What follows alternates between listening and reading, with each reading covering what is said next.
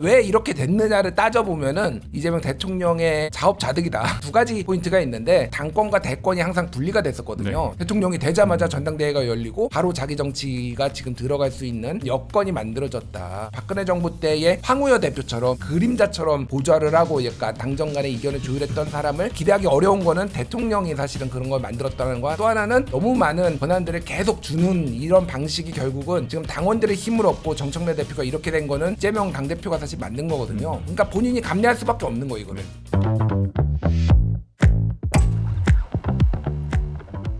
예, 민주당에서 이제 좀 필리버스터 남용 방지법을 발의를 해서 이 부분도 좀 말씀을 드리고자 하는데, 이제 민영배 의원이 이제 필리버스터 진행 시 일정 수준의 의사 정족수를 유지하지 못하면 이를 중단하는 내용의 이제 법안을 대표 발의한 건데, 국민의힘에서는 이 부분에 대해서 국민 입틀막법이다라는 식으로 비판이 나오고 있습니다. 민주당에서는 그러니까 뭐 아무래도 필리버스터가 변질됐다 이런 주장인 건데, 아무래도 뭐 이런 부분이 되다 보면 워낙 다수당인 민주당 입장에서는 필리버스터까지 이제 중단시킬 수 있는 그런 권한이 좀 생기게 될 것 같아서 좀 많이 논란이 되고 있는 걸로 보입니다. 좀 보셨을 때 좀 이 법안 발의에 대한 좀 평가는 좀 어떻게 하시나요? 그러니까 일정 수준의 의사 정족수라는 건 이런 거겠죠. 필리버스터를 하는 중간에 본회의장에 적어도 뭐 몇 명 이상의 의원이 그 얘기를 듣고 있어야 한다라는 내용일 것 같은데, 필리버스터라는 그 제도 자체는 이걸 통해서 소수 정당이 본인의 의사를 표현할 수 있는 최후의 방법이에요. 네. 근데 그때 당시에 의원들이 몇 명 있느냐가 본질적인 문제는 아니거든요. 전 진짜 부수적인 문제예요. 그거를 이렇게까지 하려고 하는 건 그냥 필리버스터 자체를 무력화시키려고 하는 건 아닌가라는 생각밖에는 들지 않는 거고, 국회라는 곳이 다수 의석을 가진 곳에 의해서 얼마든지 본인들이 원하는 쪽으로 악용될 수 있거든요. 지금 이른바 입법권을 남용하고 있다라는 평가를 많이들 하고 있는 거잖아요. 지금 검찰개혁이라든가 모든 쟁점 법안에 대해서 야당은 배제된 채 본인들이 의석수를 갖고 있다는 이유만으로 본인들이 원하는 방향으로만 가고 있는 거잖아요. 이런 것은 민주당 지지자들은 이렇게 하죠. 그래서 민주주의가 다수결을 채택하고 있는 건 아니냐라고 하는데, 다수결에 의한 폭력이라는 것을 막기 위한 조치들이 우리 사회에 많이 있는 겁니다. 그런 조치들까지 무력화하면 민주주의 자체가 붕괴하는 거죠. 네, 뭐 정광재 대변인의 이제 소장님이라고 해야 되겠네요. 동현 정치연구소장 소장님의 의견에 어느 정도 전 공감을 해요. 그러니까 이거 이렇게 쉽게 법을 만들면 안 된다라고 하지만은 이 이면에 깔려 있는 내용들을 보면은 왜 민주당이 이렇게 하나를 이해를 할 수 있을 것 같아요. 그러니까 무슨 얘기냐면은 지금 69개 법안 뭐 다 필리버스터 하겠다, 그리고 박수현 대변인이 뭐 이렇게 10월에 본회의 열어서라도 민생 법안 통과시키자고 하니까 그러면 모든 민생 법안 다 필리버스터 할게 뭐 이렇게 나오는 거잖아요. 실제 필리버스터가 어떻게 지금 앞단에 있었던 거 진행이 됐냐면은 이걸 해제하기 위해서는 5분의 3이 있어야 되잖아요. 그러니까 쉽게 얘기하면 국민의힘은 우리 필리버스터 순번 정해서 한두 명 나와가지고 우리는 하고 있고 너희 범 여권 5분의 3은 다 스탠바이해. 일종의 골탕 먹이기에. 그러니까 이게 지금 그렇게 되니까 야 그러면은 니네도 좀 나와서 앉아 있어봐, 이렇게 지금 약간의 감정 싸움이 있는 거거든요. 이게 맞나요? 그러니까 이게 이런 식으로 가면 안 되는 거죠. 그러니까 저는 이거를 그렇다고 해서 필리버스터 법을 바꾸는 것도 좀 고려를 해봐야 되지만은, 그러니까 너희들 한번 골탕 먹어봐라. 너희들 계속 스탠바이 하고 있어. 그래서 민주당도 한 5명씩 야간 당번을 만들었어요. 그래서 밤새도록 거기에 5명은 또 앉아 있어요. 이렇게 계속 돌아가면서 이렇게 하는 이런 그러니까 소모적인 일을 계속 하는 게 맞느냐. 그러니까 전 필리버스터 할 수 있다라고 보는데 모든 법안을 다 하겠다라고 하는 이게 지금 정치를 진짜 희화화하고 있고 정치를 형해화하고 있는 게 지금 국민의힘이다. 저는 그렇게 생각을 합니다. 그러니까 법으로 가기 전에 해결할 수 있는 방안들을 모색해야 되는 거잖아요. 그게 정치잖아요, 사실. 그렇죠. 법으로 해결하는 것은 최후의 수단이고, 더군다나 이 법을 만든다는 것은 본인들의 필요에 의해서 만든다는 건데, 이런 과정으로 가는 것을 막기 위해서 정치가 있는 건데, 이 정치의 본분을 지금 망각하고 있다고 생각하거든요. 얘기하신 것처럼 이 감정적 영역으로 막 갈등하고 있는 거예요. 우리만 고생할 수 없다? 그럼 너희들도 해라. 만약 이렇게 한다면 몇 명 이상이 그 본회의장을 지켜야 한다. 그럼 국민의힘도 당연히 지키겠죠. 그 사람들 당연히 지키겠죠. 물리적으로 힘들겠지만. 그래서 이런 게 실효적으로 어떤 그 효과를 발생시키기가 어렵거든요. 네. 그렇다면 그렇게 가지 않도록 정치로 모색하는 게 중요하다고 생각합니다. 저는. 네, 어쨌든 최근에 이제 민주당 같은 경우 말씀하신 대로 굉장히 입법에 속도를 내면서도 이런 법안 얘기까지 나온 게 아닌가 싶은데 또 최근에 주목받는 부분 중에 하나가 이제 정부와 그리고 대통령실 간의 이제 온도 차이가 일정 부분 드러나면서 원팀이 깨진 것 아니냐 해석이 나오기도 하고 있죠. 이제 연휴 마지막 날인 어제 이제 당정대가 고위 당정협의회를 열고 한 자리에 모였는데 저희 화면 함께 보고 넘어오겠습니다. 기립박수 해야 되는 것 같은데. 한 바퀴 도세요. 사인 때문에. 아유 참. 오세요, 오세요. 이 자리가 이빨이 빠져 있어서.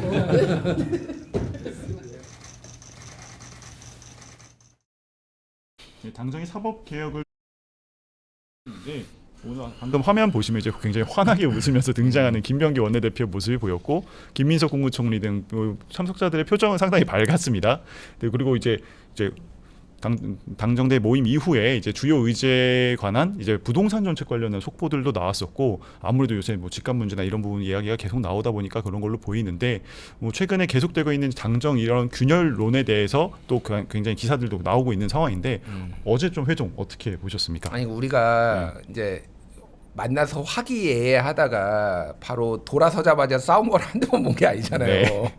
이게 비슷한 게 지난번에 정청래 김병기 갈등설이 있었잖아요. 네, 그 맞습니다. 예. 3특검 연장 가지고 이제 정청래 대표가 여론이 안 좋으니까 다시 내가 재협상하라고 지시했다라고 해서 정청래 나와 막 이 난리법석이 그때도 저 두 사람이 만나가지고 화기애애하게 웃었어요. 네.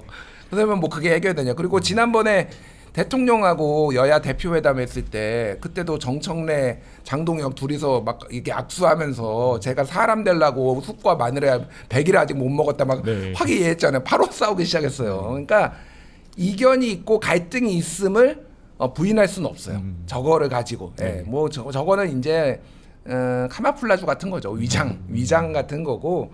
근데 제가 뭐 여러 루트로 듣기로는 어쨌든 더 이런 이견설이 너무 확대되는 거를 조금 조심해야 되겠다라는 게 서로의 약간의 그런 게 뭐 공감대는 지금 있는 네. 것 같다. 그래서 조금 절제하려고 하는 노력들은 보인다. 뭐 이 정도로 보면 될 것 같아요. 네. 네, 어제 회동 어떻게 보셨습니까? 저는 어제 표정 보면서 이게 공개된 장소에서 하니까 뭐 모르겠습니다. 요새 당정 갈등설이 있으니까 오히려 더 뭐 환하게 웃고 친한 척하고 네. 했는지 모르겠습니다만 지금 저렇게 막 당정대가 모여서 국민들 앞에 환하게 웃는 모습 보여줄 시점은 아니었다고 생각해요. 왜냐하면 뭐 국가정보자원관리원 화재 뭐 그거에 따라서 재난 상태가 지속되고 있는 상태에서 더군다나 뭐 양평군 공무원이 네. 특검의 강압 회유 수사에 의해서 뭐 그것에 따른 스트레스를 못 이겨서 극단적 선택을 했고 그것이 굉장히 쟁점화되고 있는 예, 상황이잖아요. 이런 상황에서 저렇게 좀 웃는 모습 보여주는 것 자체가 좀 부적절했다고 생각하는데 아마도 얘기하신 것처럼 당정 간의 갈등이 있다고 하니까 이런 것들을 불식시키기 위해서 조금 더 오버한 측면은 있다고 생각하고 또 하나 이 부동산 문제에 관련해 갖고 지금 굉장히 심각한 수준이에요. 네. 사실 뭐 지방은 뭐 둘째치고 서울 아파트 값이 6월 27일에 그 부동산 대책 나온 이후에 굉장히 급등하는 모습을 보이고 있거든요. 이게 문재인 정부 시절에 이른바 포모라고 아시죠? Fear of Missing Out이라고. 네. 내가 가만히 있으면 아무것도 안 될 것 같고 지금 아니면 집을 아예 못 살 것 같은 그 불안감이 젊은 세대들에게 팽배하고 있는데 이런 부분들까지 고려한다면 어제 막 뭐 웃고 희희낙락하는 모습 보여준 것은 전 적절한 모습은 아니었던 것 같습니다. 네. 뭐 앞서 말씀하신 이제 부동산 문제도 굉장히 중요한 문제여서 저희가 조금 이따 다시 논의를 해보겠고요. 이 당정대 갈등, 그러니까 당정 간의 갈등 간의 어떻게 보면 본질이라고 할 수 있는 부분이 이제 대통령과 당의 관계 이런 부분일 수도 있을 텐데 계속 지속적으로 나오는 부분이 이재명 대통령도 정청래 대표를 어떻게 보면 막기가 어렵다, 의견을 어떻게 보면 이렇게 통일하기 좀 어렵다 이런 의견들도 있는데 실제 현재 상황 좀 평론가님 어떻게 보고 계신가요?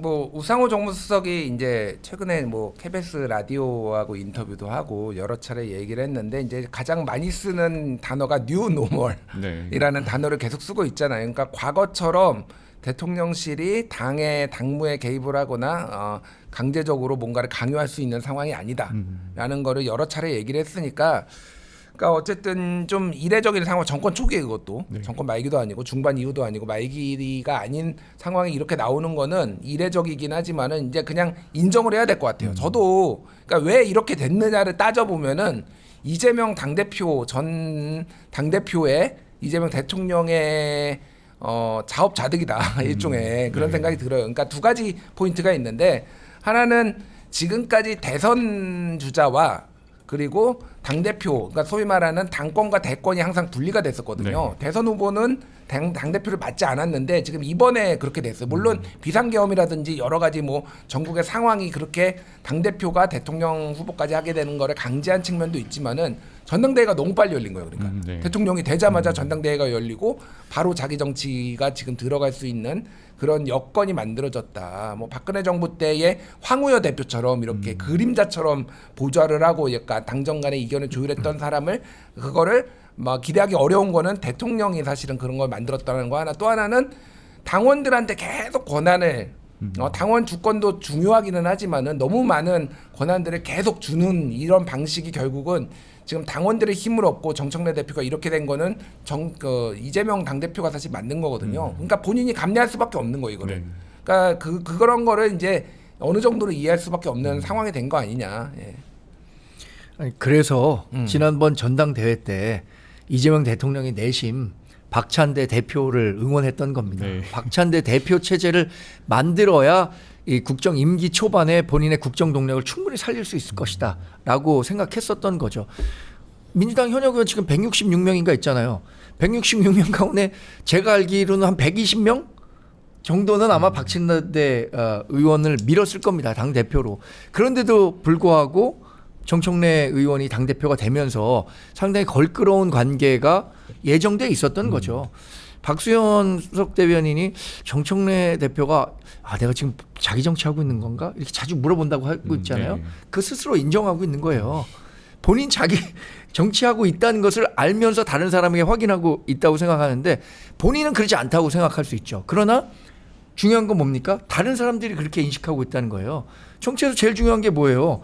자기의 상황 인식이 아니라 다른 사람들의 상황 인식이에요.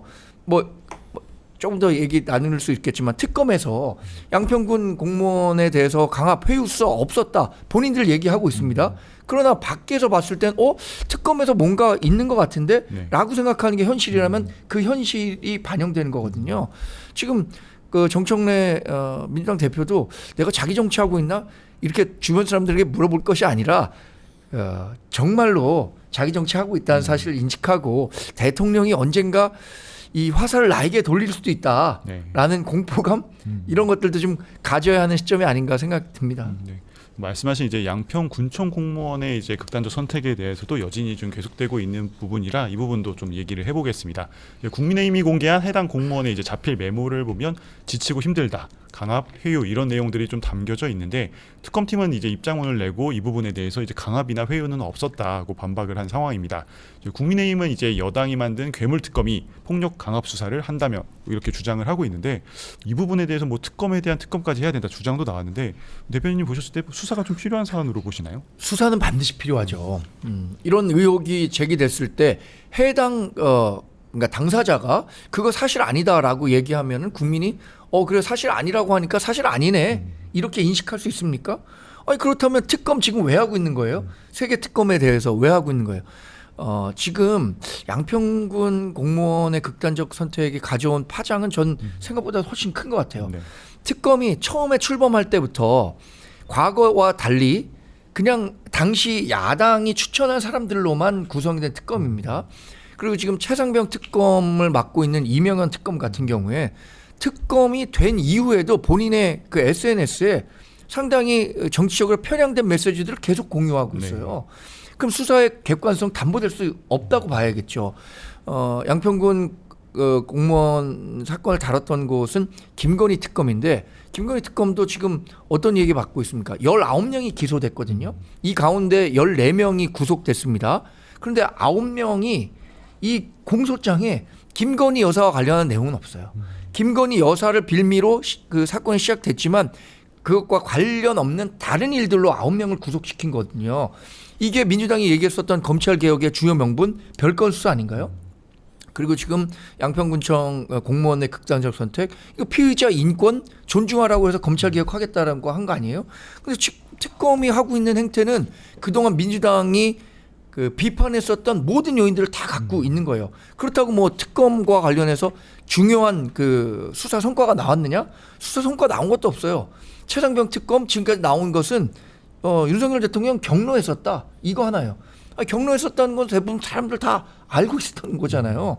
김건희 여사 관련해서도 김건희 여사 둘러싼 논란 가운데 상당 부분은 다른 건으로 지금 수사를 벌이고 있는 거고 내란 특검도 이렇다 할 성과를 내지 못하고 지금 뭐 오히려 뭐 백서 만드는 마무리 작업에 있다는 건데 이 인권과 관련한 이야기 저는 특검이 내놓는 그 설명만으로는 국민이 그 설득당할 수가 없다고 생각하기 때문에 보다 객관적인 수사가 필요한 사안이죠. 평론가님 좀 어떻게 보셨습니까? 뭐 필요하면 수사도 해야 된다고 저도 생각해요. 이제 그 필요하면은 조금 전제 조건이 있는 것 같아요. 그러니까 지금 어쨌든 이 메모가 나왔고 유서가 지금 아직 공개가 안 된 상황인데 지금 그 유서에 대해서는 자필 감정을 해본다라는 거잖아요. 뭐 그거 가지고 또 뭐 비판하시는 분들도 있는데 저는 뭐 그건 필요한 절차라고 생각을 해요. 왜냐하면 이게 여러 가지 뭐 의문점들이 있다고 보시는 분들이 있기 때문에 어쨌든 이런 강압이 있었으면은 실제 문제가 될 수도 있는 거죠. 네. 그렇기 때문에 자체적으로 저는 일단은 그 15시간 정도 조사를 받았잖아요. 지금 이게 10월 2일, 3일 요 연휴 직전인 것 같아요. 네.